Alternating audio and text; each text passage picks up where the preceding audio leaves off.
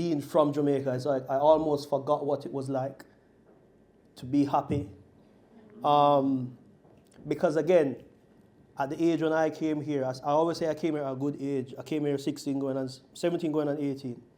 So it was almost that transitional phase of teenage years where you're thinking, I'm going to be a man now, I'm coming to 18 years old, so on and so forth. But my foundation is always Jamaica. And I've always been a go-getter in the sense that I've never backed down from anything from young. I've always looked at the positive side of things. But I think I forgot what it meant to be happy just because of the environment I was in. With always just being focused on not the present, everything else but the present. And I remember I went home to Jamaica one year. I think it was like 2008, 2009.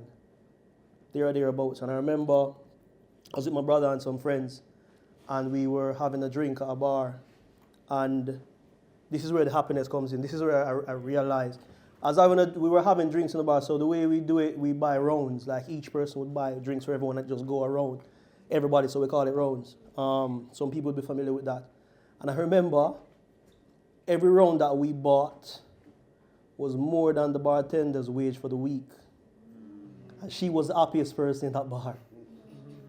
When I said she kept the life of the party going, you understand? And I was just sat there because we were having a conversation. We started, like I said, she was working, but she was the life of the party. And just through conversation, the topic of wage came up, and she said how much she was earning. And I just sat there in disbelief. She was the definition of joy. And here we are just spending money on alcohol. That's actually more than her wage for the week. And it sort of reconnected me with home. In the sense that like inner is so much more important than anything else. And that's one of the things that keeps me going here as well. I just think about the life of the people, which then brings me to the next point, which I'm sure some of you can address as well. It always baffles me being Jamaican and coming here with a Jamaican. I had to get a visa to come here on my Jamaican passport, right? And most countries back then, you had to get a visa, right? And I've come to the UK, and people can travel freely, and some people never leave the ends.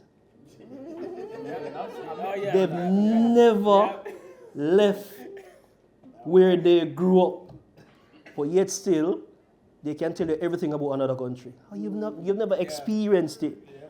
It's like I said, it's always baffling to me. So again, this is something. So when I try to say to people, listen, travel. I know what I'm saying to travel because I can hear everything. I can watch YouTube. I can listen to the news. I can listen to someone else's experience.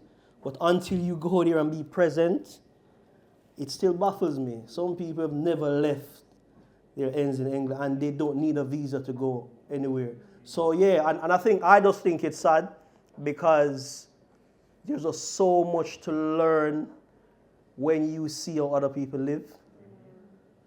It's an eye-opening experience, you know, and it gives you a different type of drive. I know I'm going on, but it gives you a different type of drive as well when you can go somewhere and see that the thing that you think is such an obstacle is really not. You just put things into perspective sometimes. So I don't know if any of you agree with that, or have traveled or haven't traveled, or what you think.